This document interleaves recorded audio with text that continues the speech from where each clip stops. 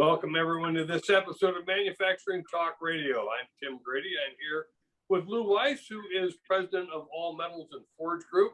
If you are looking for open die forgings and seamless rolled rings and the industrial materials of alloy steel, carbon steel, stainless, nickel, check out steelforge.com. And joining us is Mike Nervik, who is founder and CEO of Sleek Technologies, with a very interesting story, which we're going to chat with him about. Lou, you've already had kind of a conversation with Mike. Give us a preview. Mike is in the logistics world, and he's created software to effectively create a freight procurement portal, if I have that correct, Mike. Is that right? Yeah, we've got software for shippers that connects into their TMS and enables them to reach the small carriers that are out there and really to democratize the freight process for them. So here we go. One of the things that you said that I think is really important, especially now that we're in or coming out of COVID and companies are hurting financially and so on. One of the comments that you made when we had a pre-show discussion was to think of freight procurement as a profit center. And I think that's maybe one of the most important aspects for our customers, listeners, and buyers of freight and logistics. So why don't you take the floor and give us a little more about that? Yeah, so transportation is a huge part of any company's budget that's manufacturing or retailing. Estimates across the industry, across the economy, is that it's about 10%, and a lot of times it's overlooked by the boardroom. But in the last few years, things have changed and it's become a more important part of things. And I think it's really what separates the really big guys like Walmart and Amazon from everybody else. And since almost everybody is either selling through one of those two or having to compete with one of those two, being able to make your supply chain a competitive weapon in the way that you buy transportation is ultra important as we look to the future. You use an interesting term, the boardroom, which tends to mean larger companies. What about the 85% of the other companies that are small, medium, ma and pa's? Do they benefit from your service? Yes. It's transportation for the bigger companies becomes more and more of a science. For the smaller companies, it can typically be an afterthought because you're so worried about selling, worried about production, worried about how you're going to get the stuff in. But when you ship it out, and I think, using the example of selling to the larger retailers as a manufacturer, as an example, a lot of times those retailers will want to route and charge for the transportation. And they have a lot of markup in that, which helps them better negotiate prices. And so it really becomes a competitive weapon for the other 85% to be good at it. Yeah, you're right. Tim and I have been doing these podcasts now for about 8 years. And, and I've been in manufacturing for, 50 years. And one of the things that I realized when dealing with manufacturers, particularly the small ones, they do great at manufacturing, they do great at making stuff and selling stuff, but they don't always have a full hand on the technology that can improve their business. So when we started with this, we decided to bring on a lot of the technology that can make life easier and more profitable for them. And yours certainly fits that bill. So is the service that you have, is that a lease, rent, buy, or sign in, or how does it work? Good question. So it's a I guess lease would be the best description given those three examples. Software as a service, and so you can pay quarterly or annually for the service. And what it does is it plugs you in so that you can reach out to all the carriers that are out there directly through the software you're either already using or potentially through an interface that we have, and not pay the markup that the traditional freight brokers are charging today. And that markup on average is in the 15 to 20%. But during times like this, it'll get as high as 45%. So the client is dealing directly with the trucker and not through a broker. Correct. So they can buy our service in two different ways. One, just simply the software, where they manage all the appointments, they manage the carriers, they manage the compliance, all those types of things. Or they can buy it with a managed services component from us, in which case we handle those types of things for them. Typically a shipper, like we said, has so many different things going on that being able to push that part of it off is really helpful to them, so that they're not having to deal with the exceptions that arise in the transportation realm.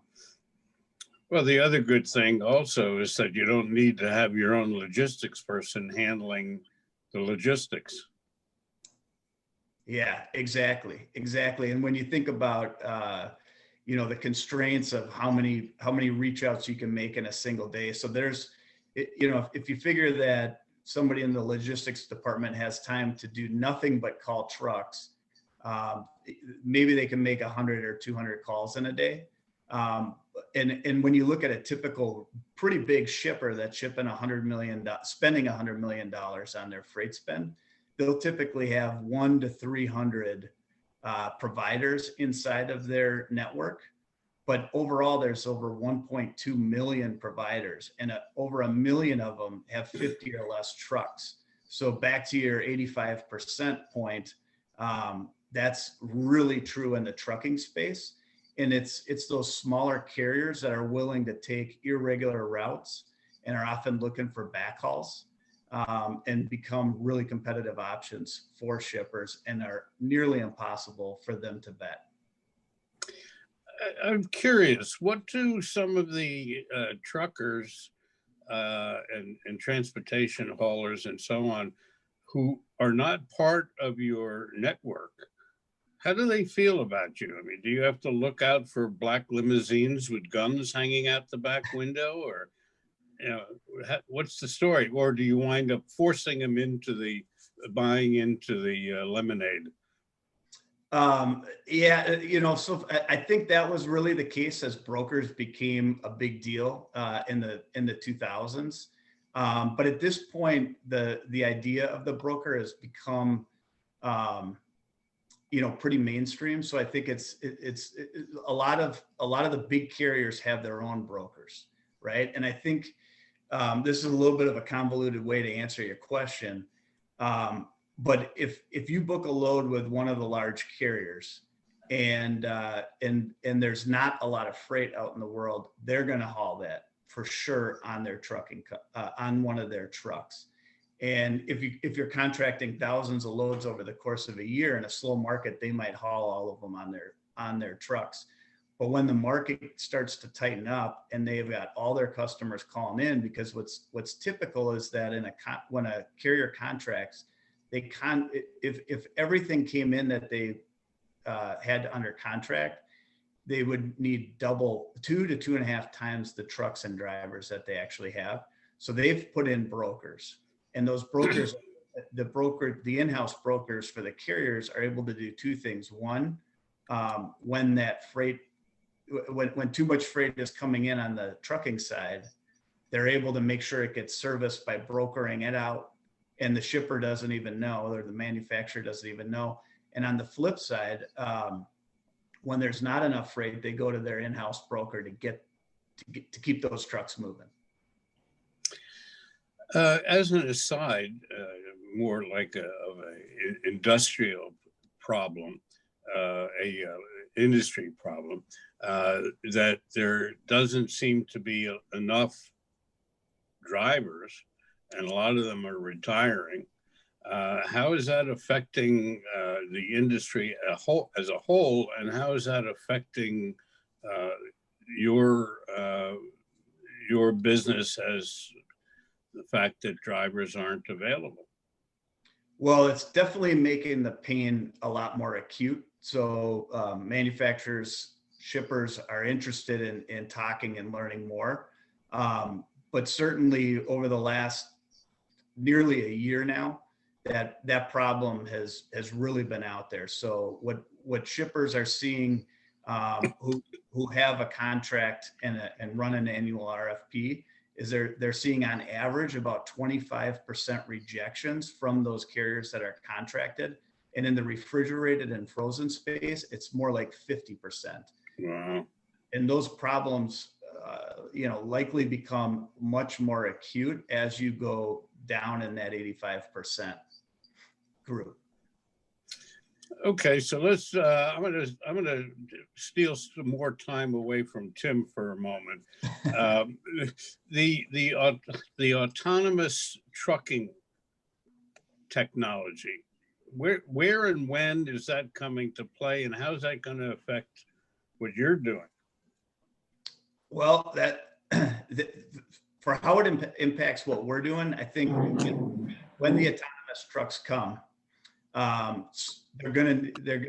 shippers and the people who own them are going to have to figure out ways to make sure that they're moving as efficiently as possible, just like they do today with trucks.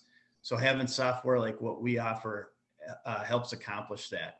As far as when they're coming, I just read that Waymo, a division at Google, just raised a bunch of money in the last couple of days because they're doing some testing with JB Hunt in Texas.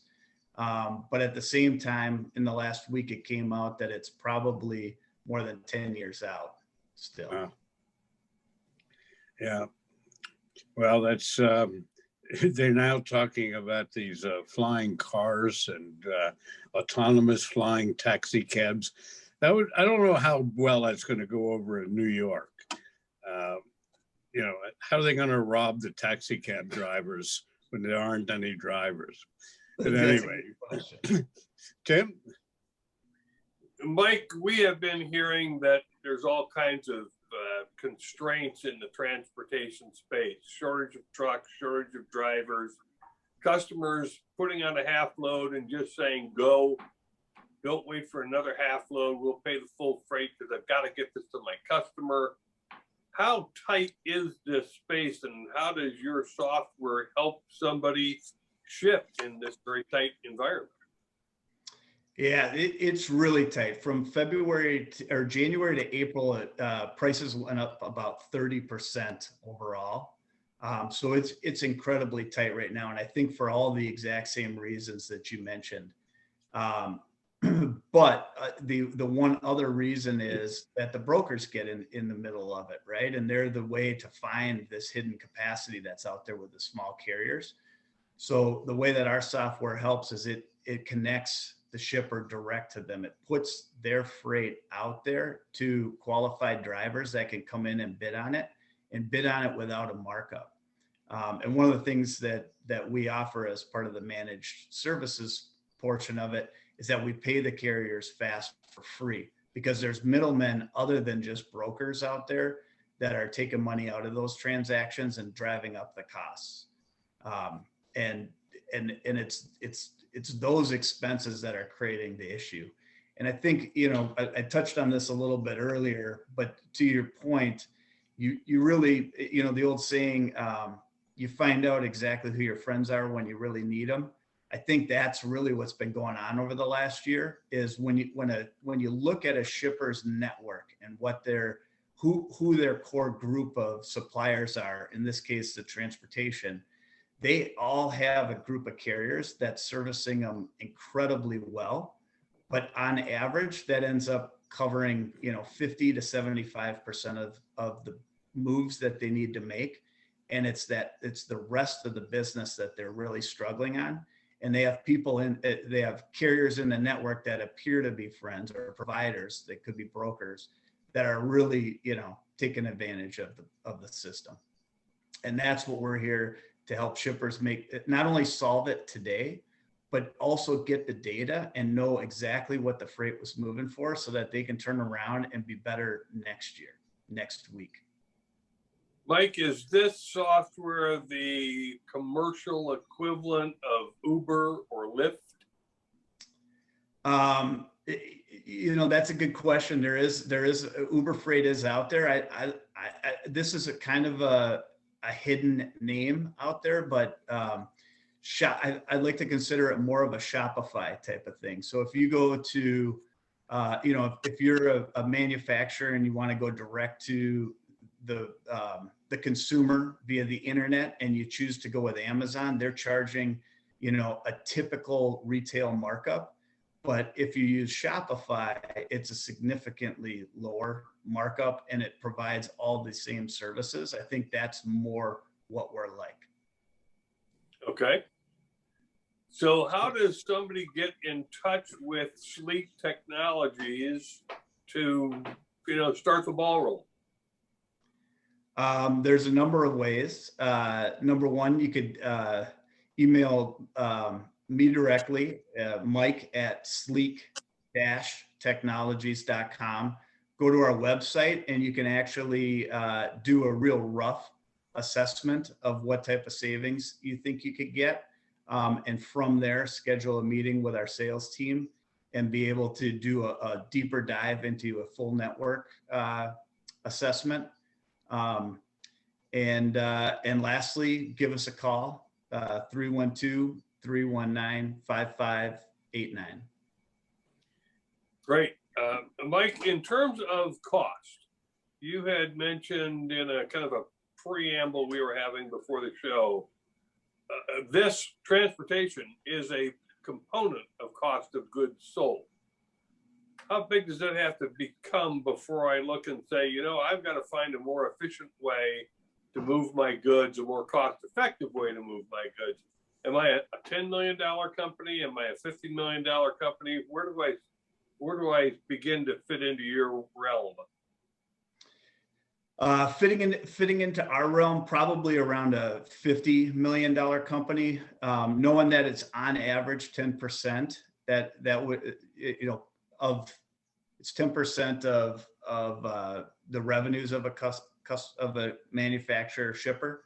That puts it at about, $5 million that they're spending on their transportation. So that's a pretty good sweet spot, that amount and higher.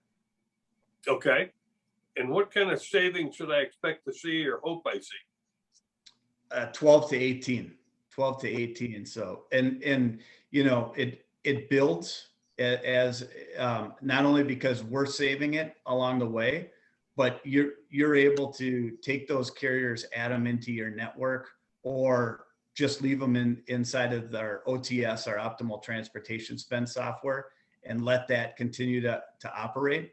But over time, more carriers see the freight, learn the freight, like the freight, and it matches them up.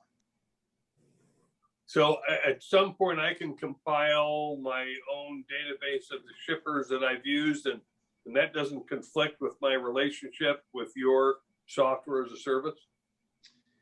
Exactly. Because it's software, you have the underlying data of what the carriers are getting paid and who the carriers are. And through that, you're able to add them into your network if it makes sense. You're able to take people from inside of your network that aren't honoring their commitments and push them out and say, hey, the only way you can get our freight from now on is through this OTS, and be able to make more intelligent decisions based on that. Anecdotally, and I've heard this from a few shippers, but one in particular had changed his number because he was getting so many calls from carriers and brokers that he couldn't sift through them. And there's really no way to be able to say, hey, this is a carrier worth taking a call from versus that one. And because he had so many other things going on, he switched it, didn't change his cards. And the only way to get a hold of them was if you knew the secret number. Yeah, that's a nice problem to have. Yeah, that is a good one. Well, this is great information for the manufacturing base out there that we serve, Mike, and we appreciate you joining us here on Manufacturing Talk Radio to share what you do. I want to remind our listeners and viewers to go to sleek-technologies.com and find out about this software as a service. I think it's a worthwhile thing to look into if you're going to shave your costs 12 to 18%. It's a great visit. Mike, thanks for joining us. All right. Thanks, Tim. Thanks, Lou. It was a pleasure. Thank you, Mike. Good luck. Good luck. Thank you. Thank you. I want to thank everyone for joining us here on Manufacturing Talk Radio. You can see our screen that says jacketmediaco.com. So when you go to sleek-technologies.com, stop on over to jacketmediaco.com and visit all of the other podcasts, both weekly and monthly series. And as always, thank you for watching this episode of Manufacturing Talk Radio.